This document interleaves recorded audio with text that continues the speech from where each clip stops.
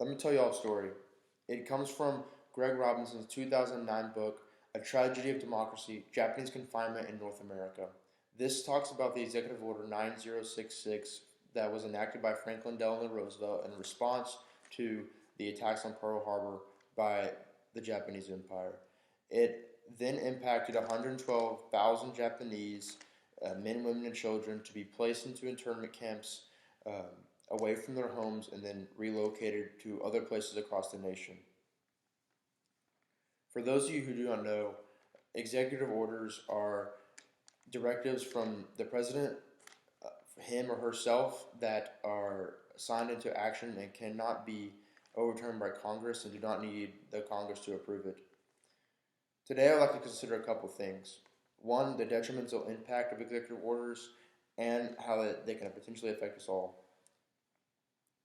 Uh, Executive orders are relevant to us because it can affect all of us. A more relevant example will be the 2012 executive order by President Obama called DACA, which I will discuss later in my speech. In the 2019 article from the Case Western Reserve Law, Frank Abe talks about how his parents, who were victims of the executive order from President Franklin Delano Roosevelt, and it talks about how these weren't internment camps. He says that they were American concentration camps. I understand that Franklin Delano Roosevelt and the Army would like to protect our nation and especially from attacks. However, I think this executive order was extreme, and we wanted to preserve freedom and help with humanitarian relief during the war. Yet we were the nation that were basically imprisoning our own citizens. The main reason the United States of America needs more checks and balances on executive orders is because they erode democratic ideals that don't represent the wish of the people. 100% of the entire nation could be against what the president is about to sign with an executive order, and he can still sign it, and nothing will happen to stop it. It also takes away the separation of powers, which is a core theme that the founders of the Constitution and this nation wanted to have. And a president can sign an executive order anytime.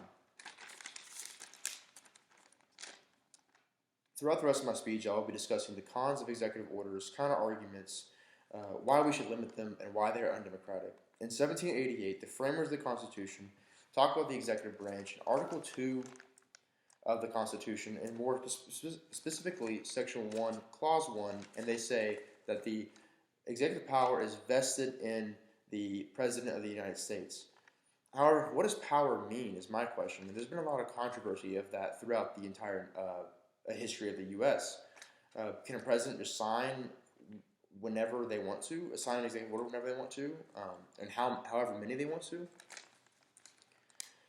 I will now discuss some of the counter-arguments that some people may have. Christopher Teal, in his 2013 article, The Emancipation Proclamation and U.S. Foreign Policy, discusses the Emancipation Proclamation, which was an executive order signed by Abraham Lincoln. This abolished slavery in the rebellious states of America at the time. However, and many people would say that slavery, almost all people would say that slavery is a terrible thing and need to be abolished, and I agree with that.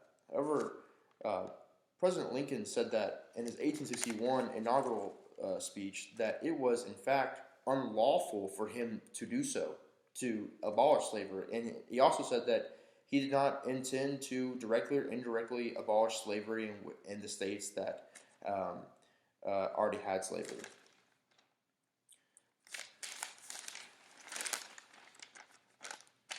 Now I'd like to discuss one other argument. It's from Cesar Becerra's 2018 article, Keep the Dream Alive, the DACA Dilemma.